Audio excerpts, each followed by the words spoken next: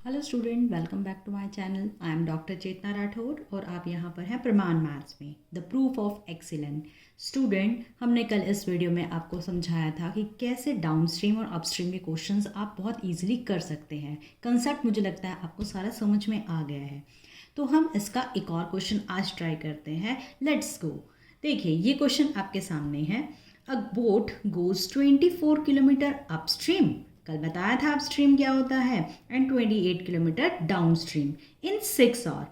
हमें find out क्या करना है स्टूडेंट। यहाँ पर आपकी लास्ट लाइन में देखो लिखा है find the speed of boat in still water. बताया था ना, स्टिल वाटर पानी कैसा कैसा है, रुका हुआ है पानी, स्टिल वाटर है। And the speed of stream, stream मतलब लहर में यदि चलता है, लहरें किस स्पीड की हैं।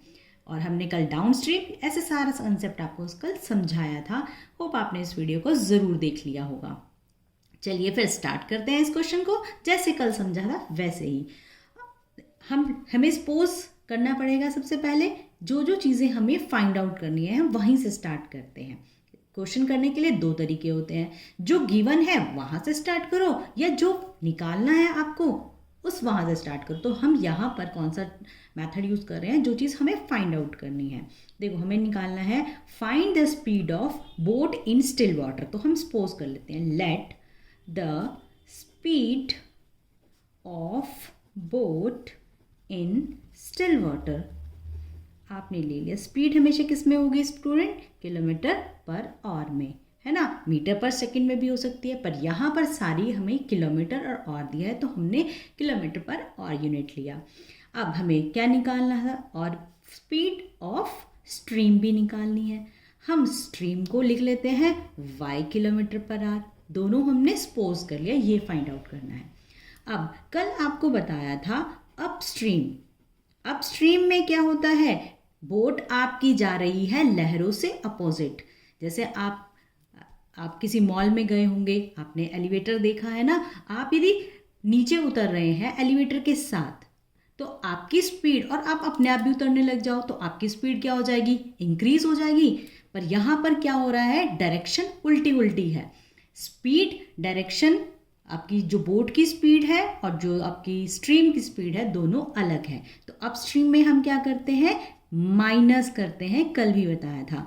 तो क्या हो जाएगा x माइनस वाई, बोट की स्पीड में स्ट्रीम की स्पीड को हम माइनस करते हैं।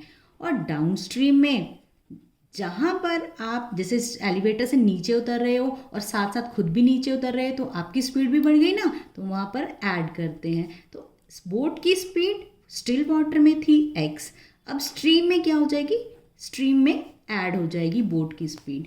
ये भी किस यूनिट में होंगे, किलोमीटर पर और किलोमीटर पर आवर।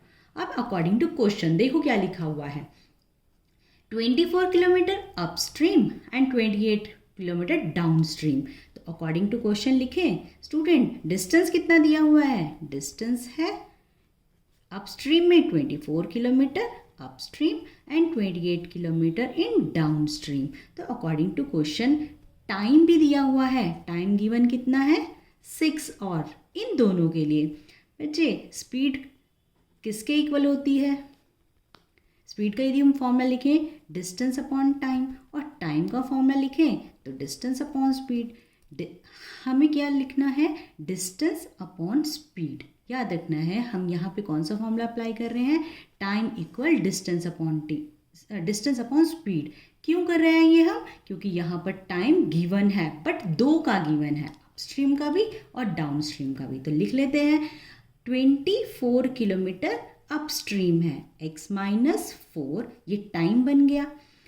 इसमें हम ऐड कर रहे हैं 28 kilometre downstream, x minus x plus y हो जाएगा। और दोनों डिस्टेंस को वो कवर कर रहे हैं 6 आवर में। क्या आपको ये समझ में आया, अकॉर्डिंग टू क्वेश्चन हमने ये अपनी एक स्टेटमेंट बना ली। चलिए दूसरी स्टेटमेंट भी बना लेते हैं। लिखा हुआ है ना 30 kilometre upstream and 21 kilometre downstream, और दोनों को डिस्टेंस कवर कितने देर में कर रहा है, 6.5 आवर में। और 6.5 को हम लिख सकते हैं 13/2। और ये हमारी इक्वेशन बन गई 1, ये हमारी इक्वेशन बन गई 2। अब हम इसको इजीली सॉल्व कर सकते हैं, बाय सब्स्टिट्यूशन कर सकते हो। आपने अपना लेट कर सकते हो 1/x। देखो दोनों में सेम दिख रहा है ना, x माइनस 1 x, तो x माइनस 1 को मैं कैपिटल A सपोज कर लेती हूँ और x प्लस वाई को कैपिटल B। इन क्वेश्चंस को बिल्कुल स्टेप बाय स्टेप करेंगे और वीडियो को लाइक करना मत भूलना। चलिए पुट कर लेते हैं a और b की वैल्यू को इक्वेशन 1 में भी एंड इक्वेशन 2 में भी। तो क्या बनेगा 24a plus 28b equal 6, 30a plus 21b equal 13/2। अब ये इक्वेशन आ गई थर्ड, ये इक्वेशन आ गई फोर्थ। अब इन थर्ड और फोर्थ को आप सब्स्टिट्यूशन से भी सॉल्व कर सकते हो या फिर एलिमिनेशन से भी, ये आपने फाइंड आउट करना है और इसका आंसर मुझे आप कमेंट बॉक्स में दे सकते हैं। क्या आप सॉल्व करना चाहेंगे मेरे साथ? चलिए ट्राई कर लेते हैं।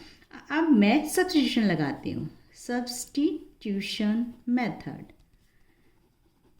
आपने कौन सा मेथड अप्लाई किया कमेंट बॉक्स में। 1/14 हम यहाँ लिख सकते हैं, b इक्वल 1/14 और a इक्वल 1/6। ये हमारी वैल्यू आई। क्या ये आंसर आ गया? नहीं, हमने अभी इसमें वैल्यू पुट करनी है। इसमें वैल्यू पुट करेंगे तभी तो हमारा x और y आएगा। 1/x minus Y equal a और 1/x plus y equal b। अभी a की वैल्यू अभी हमने फाइंड आउट की थी स्टूडेंट। कितनी फाइंड आउट की थी? देखो यहाँ पे लिखी हुई है 1/6। x माइनस वाई इज 1/6 और x प्लस वाई इज 1/14, क्योंकि b की वैल्यू भी हमने 14 निकाली है। चलिए इसको सॉल्व करते हैं। Cross multiply x minus y 6 cross multiply x plus y equal 14। अब मैं यहाँ पर एलिमिनेशन मेथड लगा दूँ। एलिमिनेशन, पता है ना एलिमिनेशन मेथड कौन सा होता है?